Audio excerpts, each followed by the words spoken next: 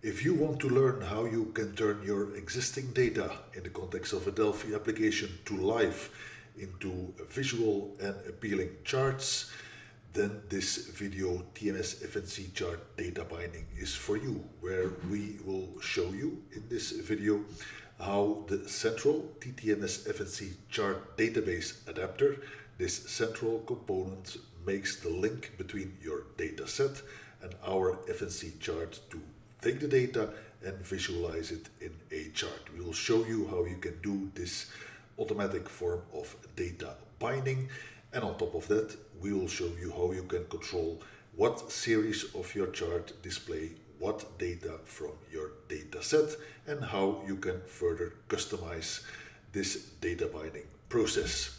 Of course, when talking about TMS FNC chart, everything we tell is applicable to creating VCL Windows applications with Delphi FireMonkey cross-platform applications, but also TMS WEB Core web client applications.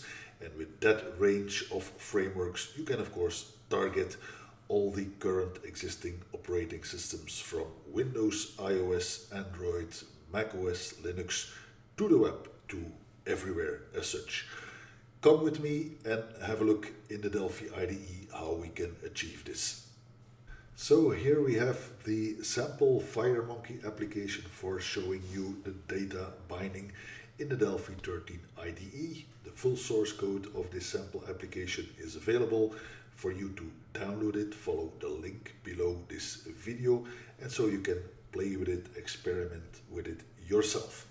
What do we have in this application? We have on the left side the FNC data grid, and on the right side the FNC chart. We also have a client dataset and a data source. The client dataset is a dataset that we are going to fill live via code at runtime in this application, and that is for easy redistribution of this application, so it is not bound to any specific type of database application that you would need to have installed on your machine. So it will run on any machine that you have, regardless of the databases you have installed. So the dataset is bound to the data source via the dataset property, and it is connected to the database adapter via the data source property, and the database adapter is connected to the data grid via the adapter property. So the central component here for doing the data binding between our dataset data source and the data grid is our database adapter, and the same applies to our FNC chart. So we have the FNC chart database adapter component that is connected via the adapter property. You can see here in the object inspector the adapter property of our FNC chart component. And if we have a look at the database adapter component, you can see here the source property under which you find the data source. So here you would pick the data source that connects to our data set. We will do it here in code. And what you can also see is the series property under source. The series property can be used if auto create series is false.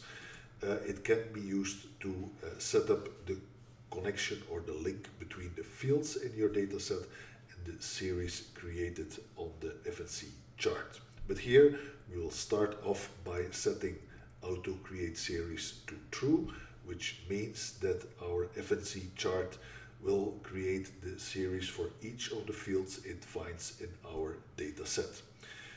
The dataset, as I explained, is filled in code. So let's have first of all a look at the code for filling the data in our dataset. So we have here 4 arrays, an array of each month of the year, and then 3 arrays of random numbers for representing the sales of 3 different product categories, the electronics, clothing and food product categories. And so here is the code that adds these fields to our client dataset and then fills these numbers or the name of the months to these fields in our client data set. And that is basically it. If it were not for two other events that I need to cover in our FNC chart database adapter component, and that is first of all the onset field value type event. So normally when a field is found in our data set, the database adapter for our FNC chart will treat the data in these fields as Y values. But of course we have a field month that sets the month of the name, and we will want to use the value in this month field, use that value as the x-axis label for our chart. So that's why we actually check if the field for which this event is triggered is the field month, and if so, set it as an x label value. The others are the defaults, are the Y values for each of these fields in the data set. The other event that we need to have a look at is the on fields to series. So this event is triggered for each of the fields found in our data set, and it offers the possibility to further customize the field that has in this case been created here automatically, configure it, set some further characteristics, etc. So what we see in this configure series method is that we set some auto ranging for our series. So automatic Y range, for example, we set the title of this series, control visibility of the X grid and Y grid. We also specify that we want to see the X values and the Y values for the first series. So we do not need to have multiple X-axis or Y-axis for each of the series in our chart. One is sufficient, as it will be a commonly shared X-axis and Y-axis for the multiple series in the chart. So that's why if it's the first series, we specify the X-axis and Y-axis to sit at respectively bottom and left side. For the other series, no need to have a separate X-axis or Y-axis. And then, depending on the chart mode that we select, we have the chart series configured as a bar chart or as an XY line chart. And there is not much more to it. So let's have a look. When I run this application and I click the connect button, you can see that the dataset was filled, is bound to our data grid, is visualized on the left in our data grid, and in the FNC chart on the right side, it is configured as bar charts. When I change a value in our FNC data grid, that means that the data set itself is live changed. You can see the changes immediately reflected in our FNC chart as well. When I set a high value for the last month, you can see here that this is immediately visualized in our FNC chart. So we have this automatic immediate updates of what changes in the dataset is reflected in our FNC chart. I can also from here select between bar and line chart.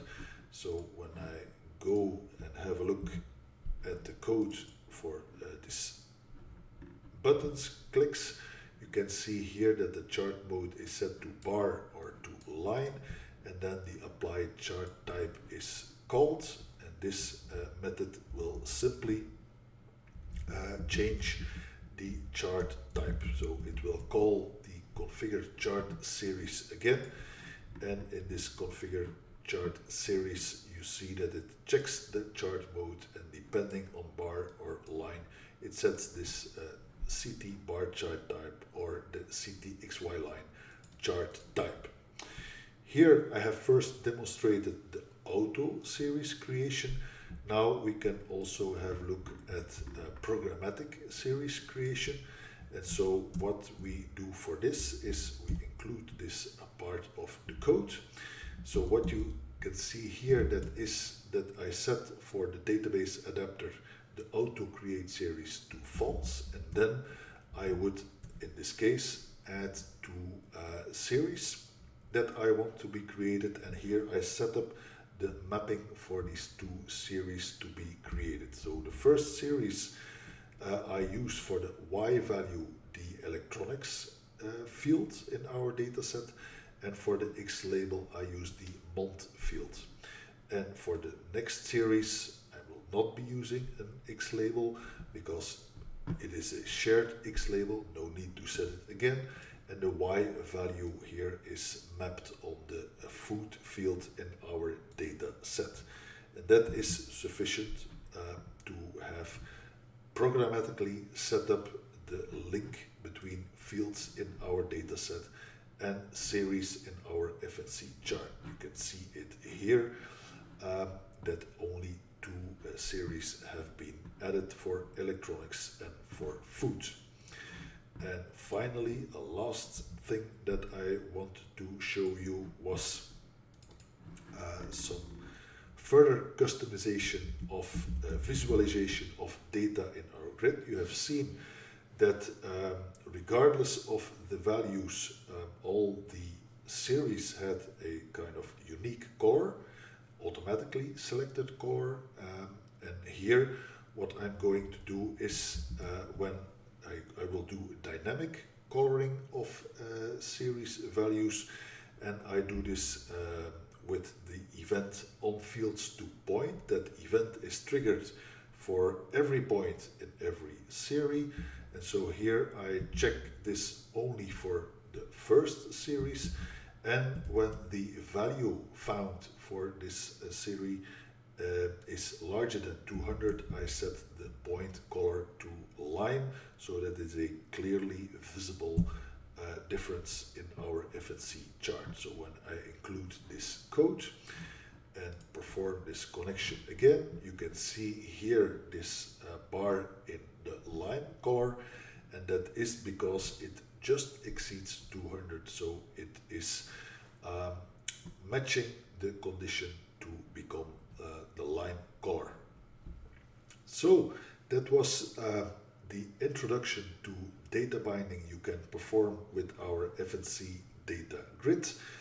You can see that with a very small amount of code you can live connect existing data in a data set and have it being visualized in an FNC data grid with different kinds of charts like you can see here, and with a minimum amount of code, and also automatically reflecting the data in your data set.